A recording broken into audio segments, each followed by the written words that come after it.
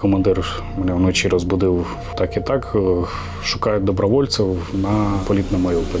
У мене вагань взагалі не було. Дружина проходила службу в місті Маріуполь, вона зустріла повномасштабку саме там. Наша пара вертольотів була першою. Вилітали ми з Дніпра, посадка була на Азовсталі самій, там 12 хвилин на розвантаження і повернення назад. Висота польоту була мінімальна, колесами по землі.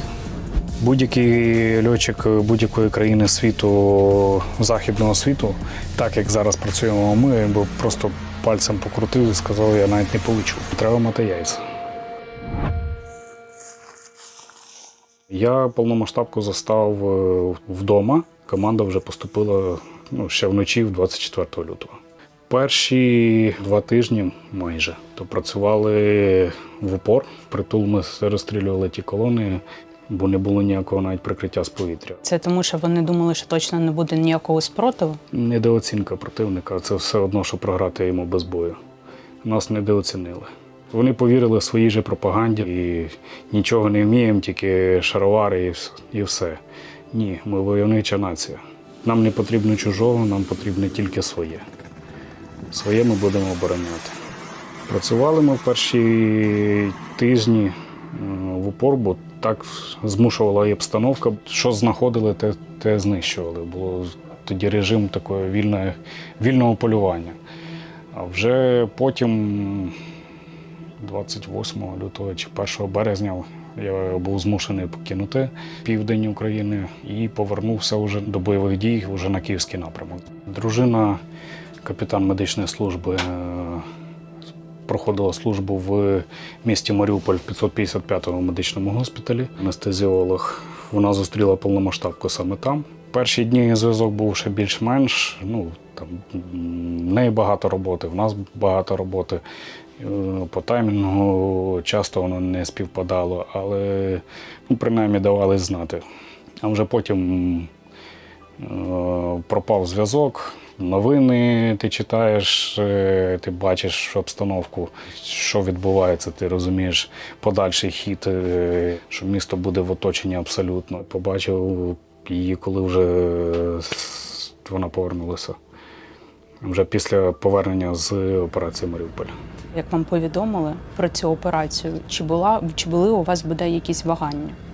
У мене вагань взагалі не було, і мене через це командир кілька разів перепитував, чи я правильно його зрозумів. Але я його правильно зрозумів, і він мене правильно зрозумів, це саме головне.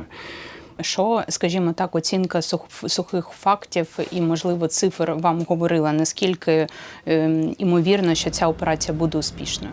Там видно було на карті, коли було нанесено всі зони виявлення та ураження російськими ЗРК комплексами. Ти розумієш, що там додаються ще ПЗРК і різні пересувні мобільні групи.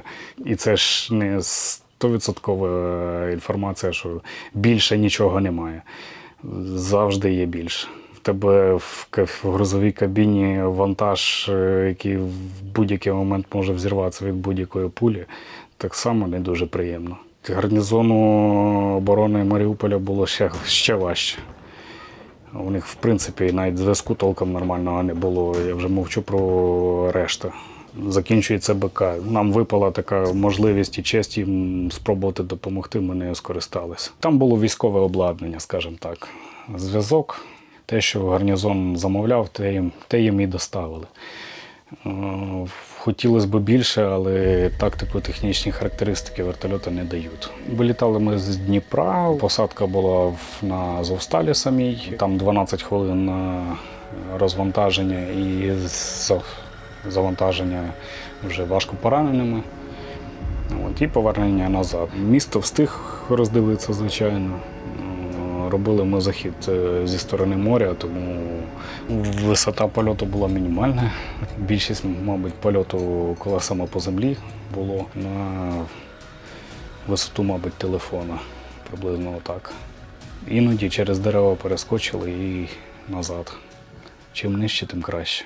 Я розумів, що тим, що я туди вже долетів і довіз вантаж, я вже допоміг.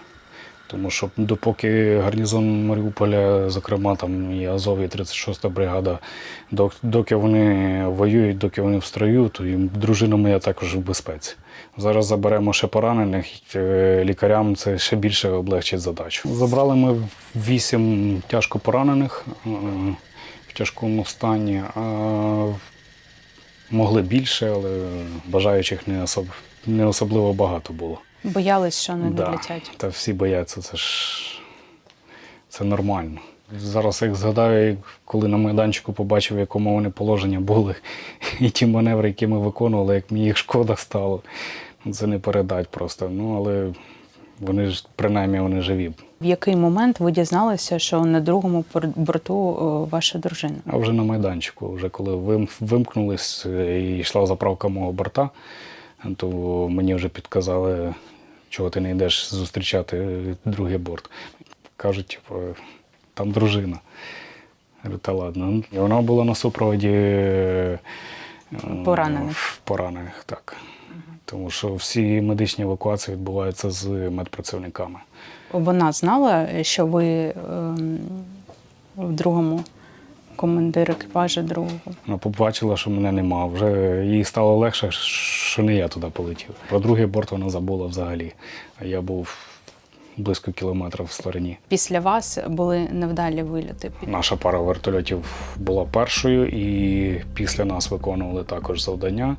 Уже такі самі, але на інші точки посадки вже було декілька разів. А вже потім почались втрати на зворотньому шляху в основному. Туди встигали доставляти все. І вже з пораненими при поверненні вже збивали вертольоти. Людей не повернеш, на жаль. Дуже висококласні льотчики, просто надлюди. Ваш шолом. Можете нам його показати? Так. Шолом – це особистий подарунок Андрія Пільщикова, Джуз. Один із тих, хто дуже довгий час вибивав F-16 для України. Тому цей шолом так подарив мені Андрій Пільщиков в 22-му році, в першій його половині. І по сьогоднішній день я в ньому виконую завдання. Він мені дорогий як пам'ять. Я до повномасштабного вторгнення хотів звільнитися, в принципі, з Збройних сил. Але вже почалось повномасштабне вторгнення і вже хочеться закінчити. Я не вірю, що завтра воно закінчиться. Чим більше західний світ зволікає і не хоче приймати реальність і так далі, тим довше воно буде продовжуватись. Не так давно закінчилась Друга світова війна, а починалася вона приблизно так само. Приблизно так само. Немає ніде гарантії, що ми зараз, що 22-й рік – це не 36-й.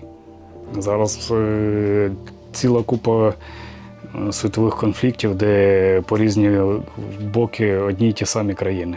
Колись воно може попадати, те доміно, дуже швидко. Тому готуватися до гіршого. Буде краще, слава Богу.